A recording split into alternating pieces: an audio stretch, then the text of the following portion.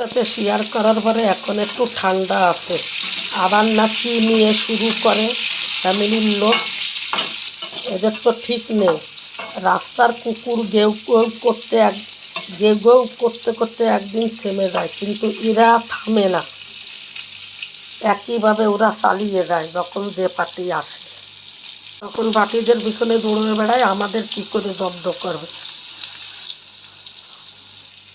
আমি একটা জিনিস জানি, যে পার্টির লোকই আসুক না কেন, জেনে শুনে দেখে তয় বিচার করবে। ওর কথা শুনে কি বিচার করবে? আচ্ছা, আপনাদের কি জানতে ইচ্ছে করে না যে এই বউটা কার কথা কি বলে আর কি নিয়ে ঝগড়া?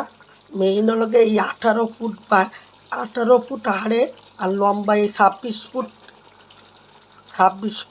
2 ইঞ্চি না 1 ইঞ্চি, এই নিয়ে মেইন ঝামেলা। মানে এই যে এদের দিয়ে দিতে হবে। আমার শম্ভু বাসুরে তাড়াইছে, ওকে 5 বছর আগে বিজেপি করতে বললে ওর জমিটাও লিখিয়ে নিয়ে নিছে জোর জবস্তি। আর আমি তো আমার বাচ্চা কাচ্চা নিয়ে থাকি, আমারে বের করতে পারতেছে না, আমারে এইভাবে ঝগড়া ঝাঁটি মারধর করে তাড়াতে চায়। তা সেই যে যখন যে পার্টি আসে তাকে নিয়ে তাড়ানোর চেষ্টা করে, কিন্তু ও পেরে ওঠে না। ও যে 18 ফুট বাই 26 ফুটের ভিতরে 4 তলা করে রাইছে, ওর কোনো টেনশনই নেই। ও যখনই যে পার্টি আসে ও তখন আমাদের কথা বলতে যায়, কি গাছগুলো নিয়ে।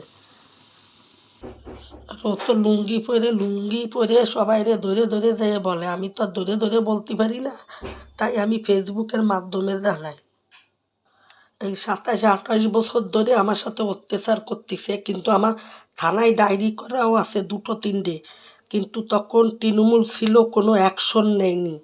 ওই যে বললাম ওরা বহুরূপী, কত সিপিএন আর তৃণমূলই ঢুকে আবার সব ছেলেদের হাতে করে নিল।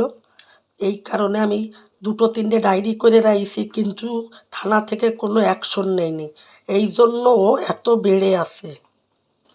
আমার কর্তামশাইও তৃণমূলী ছেলেদের সাথে কথা বলতো, গত্য ফেরত কাজের ক্ষেত্রে, কিন্তু ও কোনো দিন ফ্যামিলির কথা দিয়ে কোনো দিন রাস্তাঘাটে বলে না, আর ও বলতেও পারে না। তাই এইবার আমি বাধ্য হয়েছি ফেসবুকে বলার জন্য, যাতে মানুষে শুনুক। কেন আমি তো রাস্তায় বেরোই না, কারোর সাথে বলতে পারি না। আর ও তো লুঙ্গি পরে পরে যেয়ে সবাই আমাদের নামে মিথ্যে কথা বলে।